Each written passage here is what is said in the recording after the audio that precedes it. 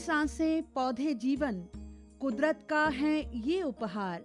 इन्हें संवारें, इन्हें बचाएं, जीवन में हम लाएं बहार। कहते हैं प्रकृति और मानव सृष्टि के बीच संतुलन का मूल आधार हमारे वन हैं। ये हमें आनंदित कर देते हैं। जंगल का सुरम्य शांत वातावरण, निर्मल कल कल बहती नदियों का संगीत मानो मन मोह लेते हैं।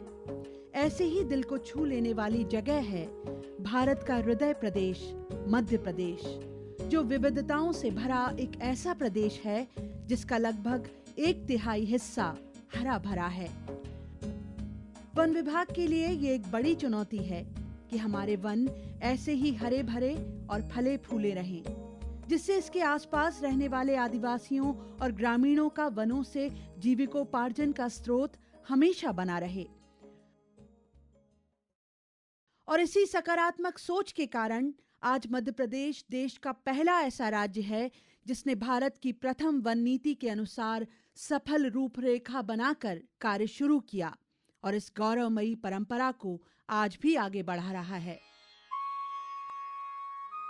सब सुखी हों, सभी रोग मुक्त रहें, इस भावना के साथ प्रदेश का वन विभाग वनों की उत्पादकता बढ़ाने और वनोपज की आवश्यकता की पूर्ति के लिए 11 अनुसंधान एवं विस्तार वृत्त और 171 पौधों की नर्सरी का संचालन करता है, जहां वैज्ञानिक प्रबंधन और नवाचारों द्वारा वन के वृक्ष जैसे साल, सागौन, शीशम आदि और फलदार वृक्ष जैसे आम, अमरूद, जामुन आदि, औषधीय पौधे जैसे नीम, तुलसी, आंवला, ब्रह्मी आदि तथा लाभ प्राप्ति हेतु अचार, महुआ जैसे पौधों को तैयार कर शासकीय, अशासकीय संस्थाओं और जनसामान्य को रोपण के लिए प्रदान किए जाते हैं।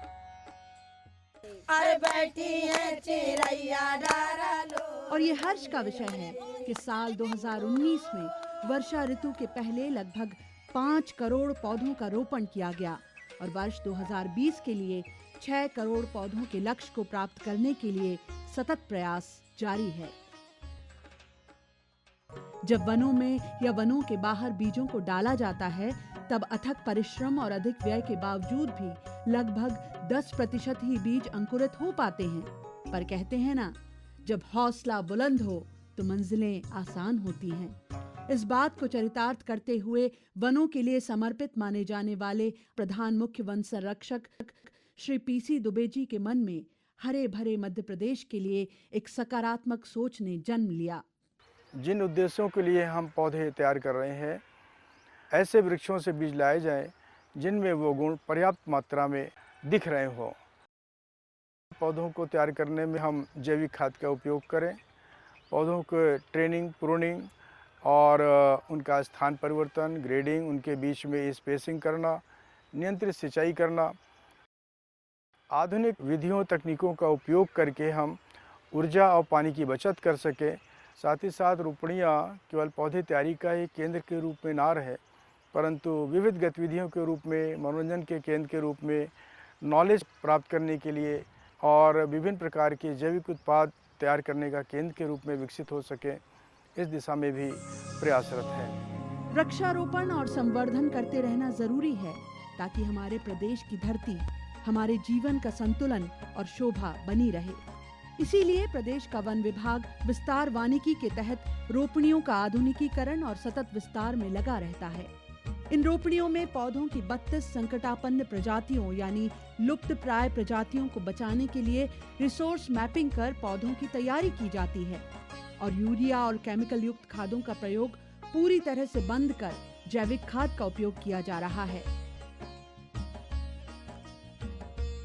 साथ ही उत्पादकता बढ़ाने के लिए वर्मी कंपोस्ट के उत्पादन को बढ़ावा दिया जा रहा है। अच्छी गुणवत्ता के पौधे तैयार करने के लिए समस्त रोपणियों में वर्मी कंपोस्ट के माइक्रोब्स का तथा कीटनाशक के रूप में जीवामृत का पौधों पर प्रयोग किया जा रहा है। इसी के तहत प्रदेश की वन रोपणियों में विश्व स्तरीय वर्मी कंपोस्ट तैयार होती है। रोपणियों को उनकी कार्यकुशलता के आधार पर श्रेणीबद्ध किया गया है। प्रत्येक रोपणी में वहां कार्य करने वाले कर्मचारियों के लिए स्वच्छ पेयजल एवं स्वच्छता का पूरा ध्यान रखा जाता है और उन्हें सामुदायिक स्वच्छता के लिए प्रेरित भी किया जाता है। साथ ही उनके स्वास्थ्य का ध्यान रखने के लिए समय समय पर स्वास्थ्य शिविर का आयोजन भी होता है। बदलते समय के साथ रोपणियों में भी नवाचार के तहत सीसीटीवी कैमरे लगाए गए हैं।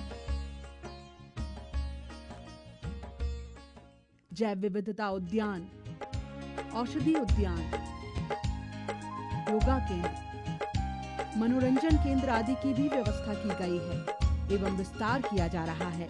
लोगों को, खासकर बच्चों को पौधों की जानकारी देने के लिए अनुसंधान विस्तार की नर्सरियों को इको पर्यटन स्थलों के रूप में विकसित किया जा रहा है। इन प्रयासों से स्थानीय लोगों को रोजगार के अतिरिक्त साधन भी उपलब्ध होंगे ताकि वनों पर उनकी निर्भरता कम हो और वो भी जंगल के संरक्षण में सहभागी बन सके।